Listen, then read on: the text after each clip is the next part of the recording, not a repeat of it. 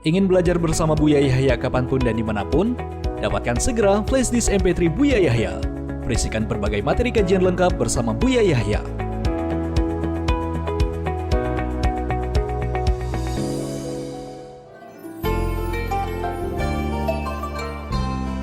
Baik, kami telah bergabung kembali. Satu penelpon, kita sapa terlebih dahulu.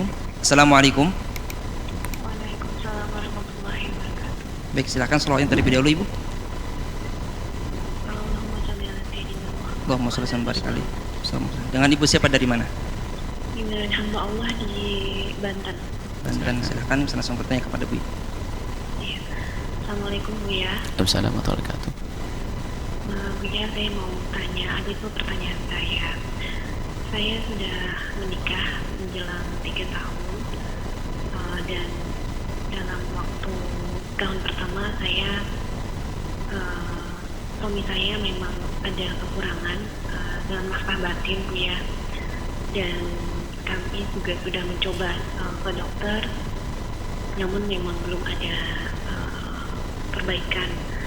Kemudian mungkin dari situ, dari nafkah batin yang mungkin tidak terlaksana dengan baik, saya mungkin jadi lebih marah dan lain-lain.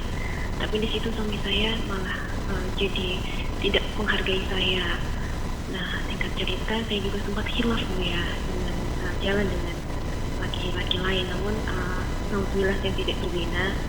Namun ketahuan dengan suami saya, dan suami saya marah besar.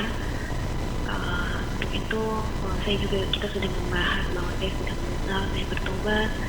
Namun suami saya tidak mempercayai saya dan terus menuduh, dan hingga dia menuduh dan mengungkap masa lalu saya yang mungkin pernah banyak ada aibnya begitu ya.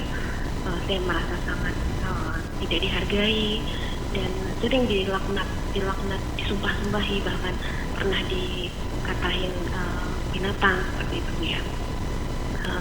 Dan sekarang saya sudah memutuskan untuk menggugat cerai suami saya, dan insya Allah dalam minggu depan akan sidang pertama. Namun saya menjadi galau Bu ya.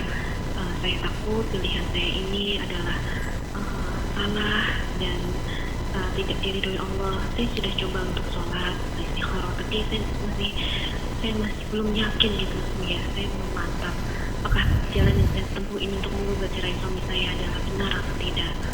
Itu pertama pertanyaan saya Bu ya. Yang kedua Bu ya, selama ini saya sudah pisah rumah, saya pulang ke rumah orang tua saya, dan suami saya tinggal di apartemen di rumah kami, di tempat kami sebelumnya. Dan saya berpikir bahwa suami saya ini masih memberikan nafkah lahir dalam arti uang belanja Bu ya. Tapi kami sudah tidak satu rumah gitu Bu ya. Jadi saya tidak bisa saya tidak bisa berbakti kepada suami saya. Apa yang harus saya lakukan Bu ya? Apakah saya harus tetap bersamanya di rumah dalam proses gugatan cerai ini atau bagaimana Bu ya? Terima kasih Bu ya. Assalamualaikum warahmatullahi wabarakatuh. Semoga, dan kami himbau kepada siapapun, semoga identitas itu adalah tidak usah disebutkan dari mana. Bukan, artinya jika ada yang ingin bertanya tentang hal-hal yang sifatnya pribadi, mohon dikaburkan, jangan sampai menyebut. Dan insya Allah tadi sudah mengerti yang bertanya ini, insya Allah. Masalah seorang suami yang tidak bisa menafkah batin, nasihat kepada Anda dulu. Saya tidak bicara nasihat Anda secara pribadi. Anda butuh seorang pria yang normal, yang bisa memenuhi kebutuhan pribadi Anda. Maka berlanjutnya Anda dengan suami bukan sesuatu yang maslahah, karena sampai kejadian Anda dengan laki-laki lain. Dan takutlah kepada Allah. Na'udzubillah. Na'udzubillah. Na'udzubillah. Maka kami himbau kepada siapapun yang punya kasus yang serupa, jika ada seorang wanita menemukan suaminya tidak bisa memenuhi urusan batinnya, bukan tidak memenuhi, sama sekali tidak bisa memenuhi urusan batinnya, maka pilihannya dua. Anda bertahan dengan kesabaran dan Anda pastikan Anda tidak akan melakukan keharaman zina atau muqaddimah zina. Atau Anda berhak untuk minta cerai demi untuk mendapatkan yang halal, menikah dengan yang lainnya. Termasuk diizinkan dalam syariat jika seorang wanita tidak mendapatkan kebutuhan batinnya pribadinya. Sebab ini masalah besar bagi sebagian orang yang, mohon maaf, yang normal dengan syahwat yang datang berkala setiap minggu atau setiap hari atau apa. Ini berbahaya. Memang ada sebagian wanita yang tidak pernah berpikir kepada hal yang demikian itu karena kesibukannya dan lainnya, tapi ada sebagian wanita yang membutuhkan. Maka bagi siapapun yang diuji dengan kasus serupa, jika Anda merasa perlu, butuh, maka ingat, takutlah kepada Allah atau Anda minta cerai demi untuk mendapatkan yang halal. Tidak boleh seperti itu terus. Ya, ujung-ujungnya adalah masuk ke haraman. Na'udzubillah. Tapi kalau Anda tetap bertahan karena Anda mungkin termasuk orang yang bisa menahan dan tidak mendesak bagi Anda, maka sah-sah saja Anda bisa dengan suami tersebut. Kemudian nasihat bagi suami yang punya kasus serupa. Masalah jawaban fikihnya tentang tadi sah, gampang itu. Nasihat untuk suami yang punya kasus serupa yang tidak bisa memberikan kepada istrinya yang semestinya. Yang pertama, usahalah semaksimal mungkin, karena usaha Anda itu ada nilai di mata seorang istri. Yang menjadi masalah besar adalah ada seorang laki-laki punya masalah seperti itu, nggak pernah mau berusaha. Diajak konsultasi kepada ahlinya tidak mengamundur. Ini adalah dia menyiksa, dia kurang ajar dia. Mau tahu dirinya punya kelemahan, nggak mau diajak berusaha. Kemudian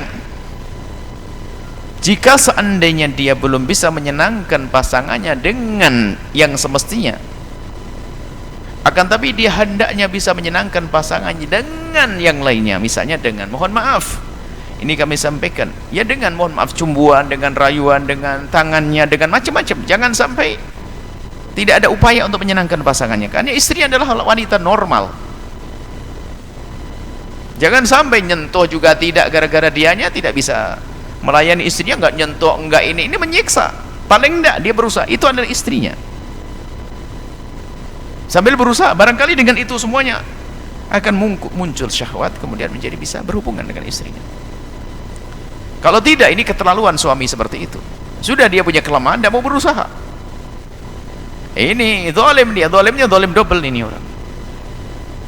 Baik, kalau dia berusaha dan berusaha, ini sudah dia melaksanakan kewajibannya. Pun demikian bagi seorang istri, dia berhak untuk minta pisah kalau seandainya memang betul sang suami tidak bisa memberikan dari situ. Kemudian, jadi apa yang Anda lakukan? Kalau Anda ingin mengarah kepada perceraian, sah-sah saja karena memang kebutuhan pribadi Anda. Tapi kami ingatkan, karena Anda punya pengalaman pahit, buruk, kelam dengan laki-laki, maka hendaknya Anda harus berpikir tentang pernikahan setelah itu. Dan ingatlah kepada Allah, jangan masuk wilayah zina lagi. Yang lalu biar berlalu, Allah Maha Pengampun. Akan tapi ingat, dosa akan menarik kepada dosa yang lainnya. Na'udzubillah.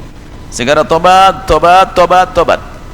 Ya, seharusnya yang Anda tekankan di sisi ini, bukan di sisi masalah bagaimana perceraian. Sisi ini, menyesal kepada Allah, tobat, menangis, menyesal, menangis, menyesal. Kemudian setelah Anda berpisah nanti, segeralah mencari pasangan yang halal, mencari laki-laki yang halal yang bisa memenuhi kebutuhan Anda. Apa yang Anda lakukan saat ini adalah sah mengajukan perceraian karena keadaannya semacam itu. Kalau tidak, nak khawatir Anda terjerumus lagi, na'udzubillah, murka Allah, murka Allah, takutlah. Kemudian apa yang diberikan oleh sang suami kepada Anda sah-sah saja, karena Anda belum terceraikan. Sah-sah saja, asalkan suami merelakan itu semuanya. Anda terima sebagai pemberian yang baik, yang halal dari suami, sampai terjadi perceraian. Semoga Allah menjaga semuanya, memberi segala kebaikan. Yang diberi uji dengan sakit semacam ini, semoga segera diberi kesembuhan. Dan berusahalah dengan benar dan baik. Dan para istri-istri yang diuji dengan suami seperti itu, semoga diberi ketabahan, diberi kebahagiaan yang lainnya, kesenangan yang lainnya selain urusan-urusan semacam itu. Allah Maha Kasih. Wallahu a'lam bishawab.